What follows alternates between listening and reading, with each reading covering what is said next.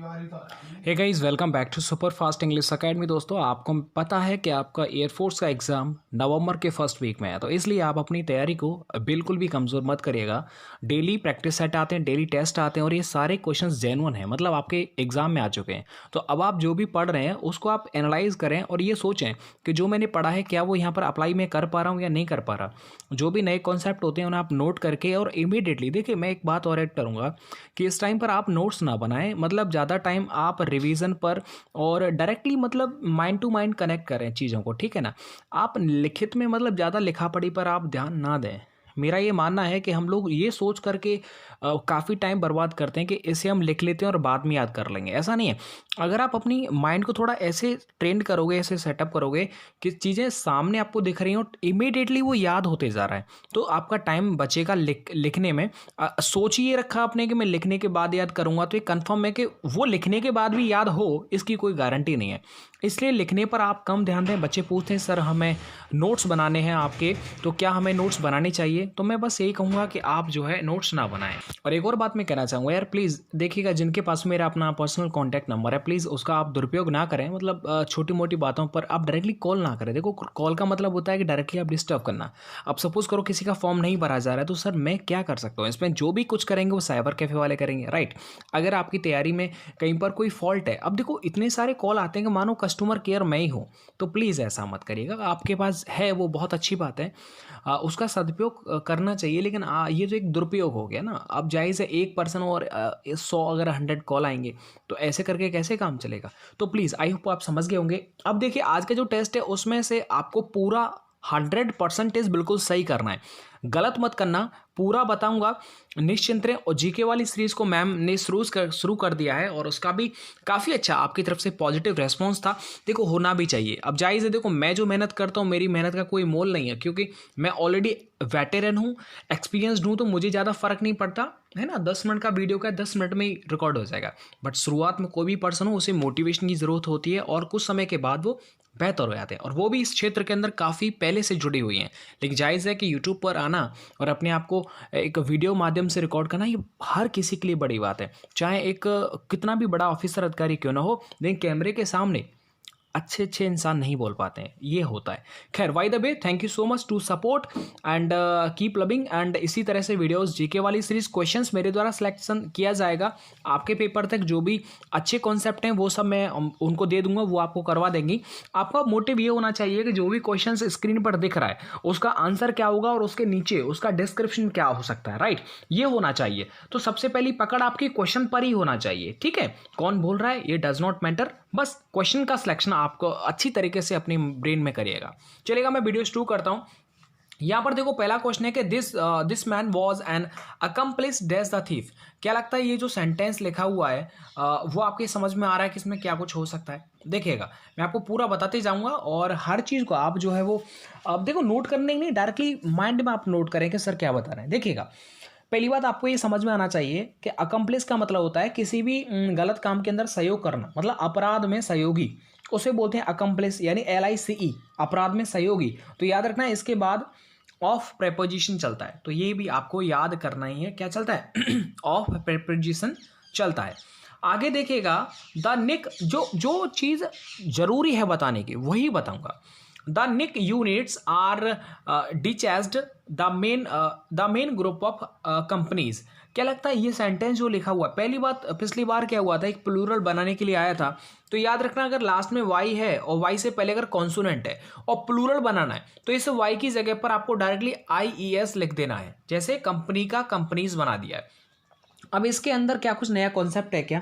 बिल्कुल, देखो याद रखना, डिटैच का मतलब होता है अलग कर देना, राइट, और मतलब एक तरह से सेपरेट कर देना। तो जायज़ है, अलग करेगा तो मतलब फ्रॉम आएगा, तो फ्रॉम यहाँ पर हो जाएगा, राइट। तो the nick units are detached from the main group of companies. आगे देखिएगा, let me congratulate you your success. ये मैंने आपको प्रेपोजिशन की वीडियो में बताया था, आप प्लीज़ उनको देख लीजिएगा, प्रेपोजिशन बहुत ज़रूरी है और वो 3 वीडियो हैं, बहुत सुपर वीडियोज़ हैं। तो कॉन्ग्रेचुलेशन आप लिखेंगे तो लास्ट में आएगा TION, इसमें ऑन आता है, तो ऑन आता है तो मतलब कॉन्ग्रेचुलेशन में जो प्रेपोजिशन आएगा वो कौन सा आएगा? ऑन आ जाएगा। याद रखना कॉन्ग्रेचुलेट की जो प्रॉपर्टी होती है ना भाई, वो कॉन्ग्रेचुलेट के बाद एक ऑब्जेक्ट है और ऑब्जेक्ट के बाद जायज़ है क्या हो जाएगा, ऑन आ जाएगा, तो ये हो जाएगा ऑन। लेकिन कोई ऑब्जेक्ट नहीं है तो वहाँ पर आप इस्तेमाल नहीं करेंगे। आगे देखिएगा, she had always hoped that her daughter would become dash doctor. क्या लगता है इस सेंटेंस में कुछ गलती है क्या? हाँ देखिए, गलती वलती क्या है इसमें, सही करना है चारों में से, तो डॉक्टर आ रहा है इसलिए यहाँ पर ए आ जाएगा। सी हैड ऑलवेज होप्ड, उसने उम्मीद की थी हमेशा के लिए, that her daughter would become a doctor, उसकी जो बेटी है वो क्या एक डॉक्टर बनेगी। तो ऐसे में जो पास्ट की ये उम्मीद है, तो ऐसे में जायज़ है बिकम अ डॉक्टर, ए यहाँ पर बिल्कुल सही होगा। आगे देखो, ड्यू टू हैवी, याद रखना ड्यू के बाद ट्यू यानी इसकी वजह से, due to heavy rains water had dash in the low lying areas. तो वाटर, अब जायज़ है इकट्ठे इकट्ठे की बात हो रही होगी पानी वाने की, तो ये क्या हो जाएगा, स्टैग्नेटेड। क्या होता है, स्टैग्नेटेड। स्टैग्नेटेड मतलब क्या हो जाएगा, देखो जायज़ है ना, यहाँ पर वाटर लिखा हुआ और वाटर के जमा होने के लिए एक सबसे अच्छा वर्ड होता है स्टैग्नेटेड। क्या बोलते हैं उसे, स्टैग्नेटेड। मतलब पानी इकट्ठा हो जाता है ना गलियों के स्ट्रीट्स के अंदर, आपने देखा होगा, तो स्टैग्नेटेड होता है। ड्यू टू हैवी रेन्स, बहुत ज़्यादा बारिश होने की वजह से वाटर है stagnated in the low lying areas, जो लो लेइंग एरियाज हैं उनके अंदर पानी इकट्ठा हो गया। तो वाटर अगर इकट्ठा हो रहा है तो स्टैग्नेटेड यहाँ पर एग्जैक्ट आंसर हो जाएगा। चलिएगा, काफ़ी अच्छे क्वेश्चन से आपका एग्जाम कोई भी हो, तैयारी आप करिएगा बढ़िया तरीके से, और सिलेक्शन जो वो एयरफोर्स नेवी को देख करके किया जाता है क्वेश्चंस का। अब देखिएगा यहाँ पर ये आपको ऑपोजिट बताना है, इन सब के अंदर ऑपोजिट बताना है। तो देखिएगा यहाँ पर लिखा है हॉस्टाइल। क्या लगता है आपको ये समझ में आ रहा है कि हॉस्टाइल का मतलब क्या हो सकता है? देखो सारे क्वेश्चंस का ये जो 36 है इसका ऑपोजिट बताना है। हॉस्टाइल का मतलब होता है एक तरह से, हॉस्टाइल का उल्टा क्या हो जाएगा बताए, फ्रेंडली हो जाएगा, क्योंकि हॉस्टाइल का मतलब होता है अनफ्रेंडली, एंटागोनिस्टिक, एग्रेसिव, वही शत्रुतापूर्वक, उसे बोलते हैं हॉस्टाइल। तो इसका उल्टा क्या हो जाएगा, फ्रेंडली हो जाएगा। तो फ्रेंडली पर हम कर देंगे, क्लिक कर देंगे भैया। आगे देखिएगा, इफेमिनेट, ये तो आपने खूब पढ़ा होगा। इफेमिनेट का उल्टा हो जाएगा यानी कि मैनली, मतलब पुरुष जैसा। भाई जायज़ है ना, इफेमिनेट का मतलब क्या होता है, नारी जैसा, मतलब स्त्री जैसा, है ना, उसे बोलते हैं इफेमिनेट। जायज़ है, फीमेल जैसा साउंड आ रहा है, फेमिन, ठीक है। तो इसका उल्टा क्या हो जाएगा, मैनली, MANLY। तो इसका उल्टा हो जाएगा मैनली। तो mainly is the right answer. समझ में आया? हर क्वेश्चन को समझ करके आगे चलिएगा। फेमिनाइन का मतलब होता है स्त्रीलिंग, ये आप याद रखें। आगे देखिएगा, रेप्रीमेंडेड, याद किया है जरूर। रेप्रीमेंडेड का मतलब क्या होता है समझे। रेप्रीमेंडेड का मतलब होता है एक तरह से डांट फटकार, लेकिन इसका उल्टा क्या हो जाएगा, किसकी प्रेज करना, किसी की प्रशंसा करना, ठीक है। तो इसका उल्टा क्या हो जाएगा बताओ, रेप्रीमेंड का क्या हो जाएगा, प्रेज हो जाएगा, प्रशंसा हो जाएगा। बात करता हूँ मैं यहाँ पर लिखा हुआ जो ये रेप्रीमेंडेड है, इसके भी सिनोनिम्स होते हैं। जैसे किसी को एडमोनिश किया जाता है, समझे, अपब्रेड किया जाता है, UPBRAID, अपब्रेड, वही डांटना फटकारना। रिव्यू का मतलब क्या होता है, डांट फटकार होता है। और शाउटेड का मतलब चिल्लाना होता है। आगे देखिएगा, आगे है इक्विलिब्रियम। इक्विलिब्रियम का यहाँ पर जो उल्टा पूछा है वो बताना आपको, तो इसका भी आप याद रखें, वो होता है इम्बैलेंस। इम्बैलेंस का मतलब असंतुलन, और इक्विलिब्रियम का मतलब क्या होता है, संतुलन यानी बैलेंस, स्टेबिलिटी, राइट। तो ये चीज़ याद हो जाएगा। चलेगा, ये इसका राइट क्या हो जाएगा बताओ, ये इक्विलिब्रियम का ए हो जाएगा, याद करते जाइएगा। इम्बैलेंस हो जाएगा मतलब बी वाला हो जाएगा। आगे देखिएगा, पॉसिटी, ये सारी स्पेलिंग्स आपको ऑलरेडी आपने याद कर रखी होंगी आपका टेस्ट है। तो पॉसिटी का उल्टा क्या होता है, मतलब प्लैंथोरा।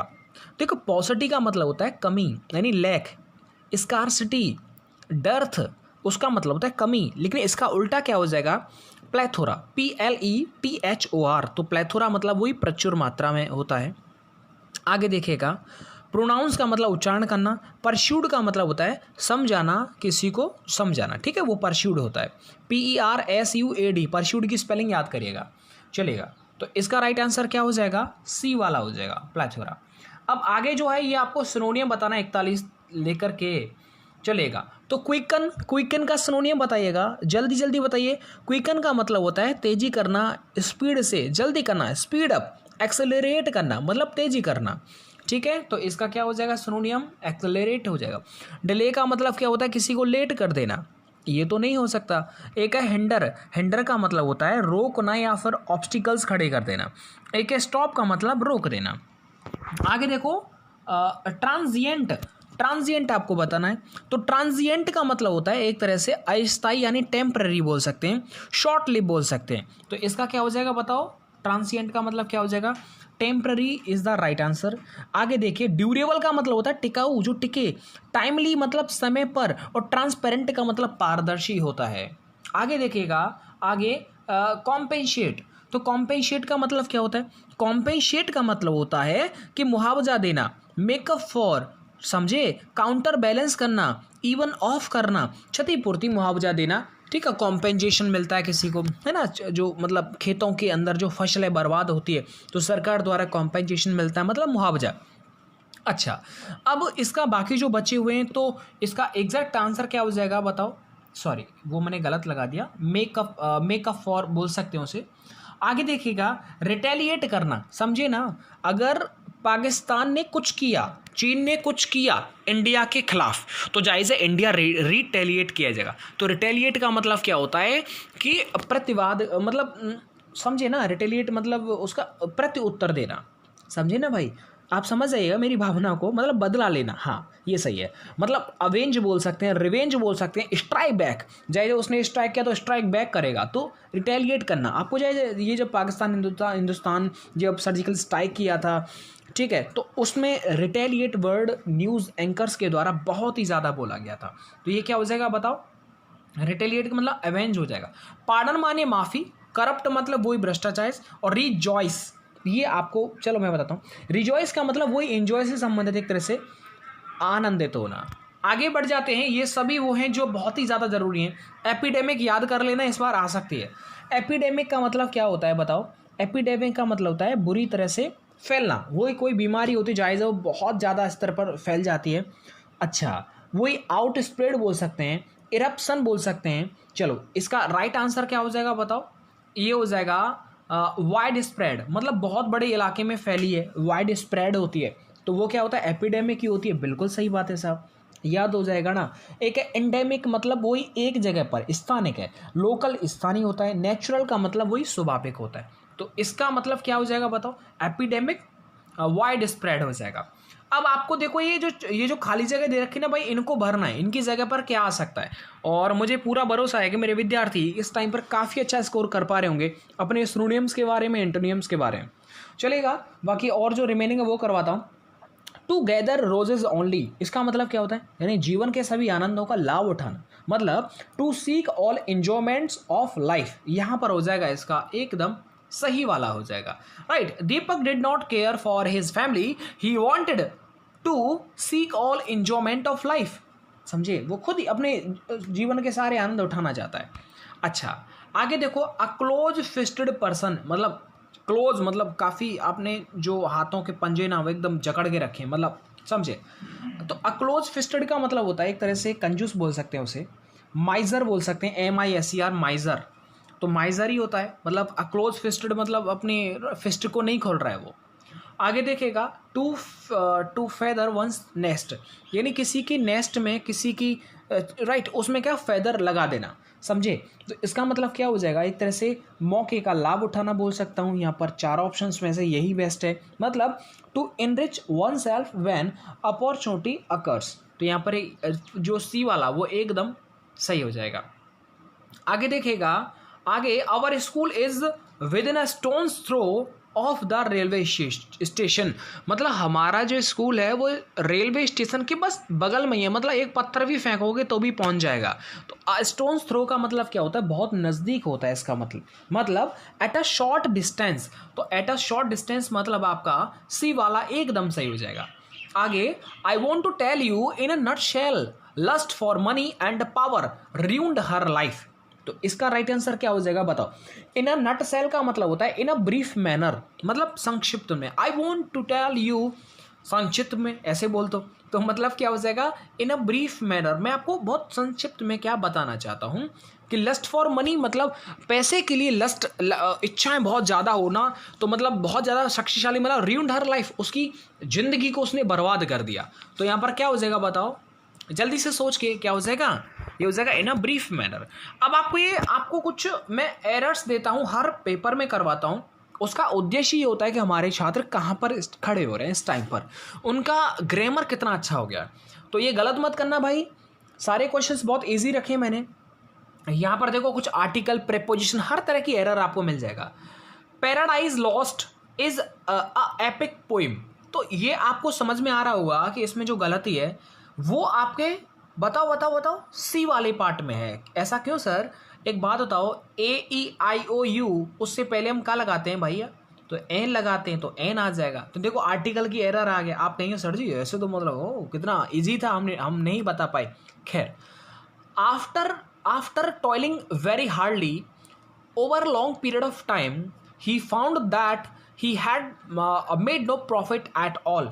क्या लगता है सेंटेंस के अंदर आपको कुछ गलती नजर आ रही है? भाई मुझे तो समझ में आ गई। ये कॉन्सेप्ट मैंने एकदम जोर से बताया था प्रेपोजिशन वाली वीडियो में।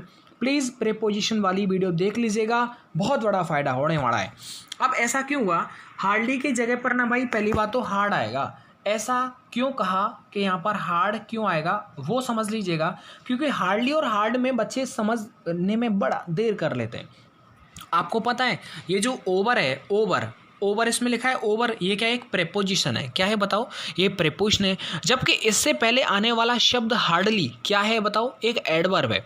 और नियम ये होता है कि प्रीपोजिशन के पहले एडवर्ब का इस्तेमाल नहीं किया जाता, यानी कि ओवर के पहले हार्डली का इस्तेमाल नहीं किया जाता। समझना मैं क्या बताते जा रहा हूँ।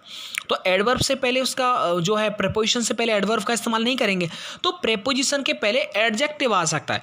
इसलिए मैं ये कह सकता हूँ कि जो ly लगा हुआ जो एडवर्ब है ना, उसको पहले तो आप एडजेक्टिव बना दो। तो इसे एडजेक्टिव कैसे बनाएंगे, अरे सीधी बात है ना, ly को हटा दो तो हार्डली में से ly चला जाएगा तो हार्ड बचेगा। और हार्ड जो होता है वो क्या होता है कि एडजेक्टिव होता है, और ये सेंटेंस एकदम सही हो जाएगा। तो देखो कितना अंदर से पूछा है ना, यानी कि प्रेपोजिशन के पहले क्या होता है, एडवर्ब नहीं आता, राइट। तो ऐसे में आपको ये समझ में सारी चीज़ें आ रही होंगी कि अब इसका हम एडजेक्टिव कैसे बनाएंगे। तो फिलहाल में यानी कि ए वाले पार्ट में क्या हो जाएगा, गलती हो जाएगा। समझ में आया ना, कितना अच्छा कॉन्सेप्ट था यार।